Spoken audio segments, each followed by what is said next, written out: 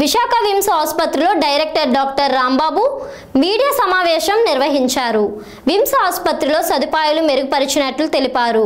పక్షవాతంకి గురైన రోగి ఆసుపత్రికి వచ్చిన 2 గంటల్లో రోగి పరిస్థితికి మెరుగుపడింది. వారం రోజుల్లో డిశ్చార్జ్ అయ్యారని గుర్తు చేశారు. గుండెపోటు లాంటి ప్రమాదకరమైన పరిస్థితుల్లో 3 గంటల్లోపు ఆసుపత్రికి తరలించాలని సూచించారు. సర్జికల్ గ్యాస్ట్రోఎంట్రాలజీ విభాగంలో అబ్డామినల్ వంటి అరుదైన సర్జరీలు చేస్తున్నట్లు వెల్లడించారు.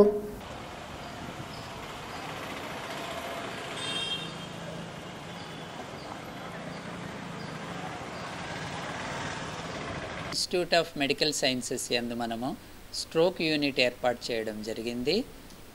ముఖ్యంగా ఈ స్ట్రోక్ యూనిట్లో ఎవరైతే ఎర్లీ స్టేజెస్లో ఉన్నటువంటి పెరాలసిస్కి గురవుతారో, అనగా కాలు చేయి వీక్నెస్ కానీ, తిమ్మిరిలాగా రావడం కానీ, మూతి వంకర పోవడం కానీ, ఇటువంటి లక్షణాలు కనిపించినప్పుడు వెంటనే 3 అవర్స్ లోపట విమ్స్కి చేరుకుంటే వారికి అత్యంత ఖరీదైనటువంటి ఇంజెక్షన్ల ద్వారా మనము గంటల్లోనే వారి యొక్క పక్షవాతాన్ని కానీ, మూతి వంకర పోవడం కానీ, మాట పడిపోవడం కానీ రికవరీ చేయడం జరుగుతుంది.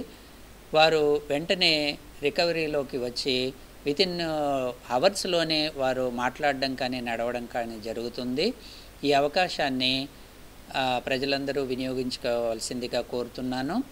అంతేకాకుండా మనము న్యూరో సర్జరీ యందు మినిమల్ ఇన్వేజివ్ ఎండోస్కోపిక్ సర్జరీస్ ప్రభుత్వ ఆసుపత్రుల యందు విమ్స్ యందు మాత్రమే మొట్టమొదటిసారిగా మనం చేస్తున్నాము. ఈ minimal invasive surgeries, cervical endoscopic surgeries కానివ్వండి, డిస్కెక్టమీలు కానివ్వండి, ఇలాంటి ఎన్నో రకాలైనటువంటి సర్జరీస్ మనము మినిమల్గా అంటే ఎండోస్కోపిక్ ప్రొసీజర్ ద్వారా ప్రభుత్వ ఆసుపత్రులను మొట్టమొదటిగా విమ్స్లో చేస్తున్నాము. ఈ అవకాశాన్ని కూడా వినియోగించుకోవాల్సిందిగా కోరుతున్నాను.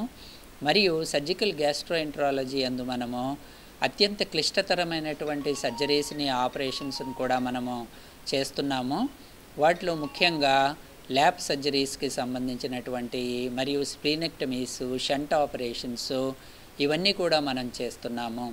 ఇంతేకాకుండా మెడికల్ గ్యాస్ట్రోఎంట్రాలజీ అందు మనము ఎండోస్కోపీ, కొలనోస్కోపీ, సిగ్మాయిడోస్కోపీ, ఈఆర్సిపి మరియు ఎండోసోనో లాంటి అత్యంత ఖరీదైనటువంటి ప్రొసీజర్స్ని మనము విమ్స్లో ఉచితంగా చేస్తున్నాము.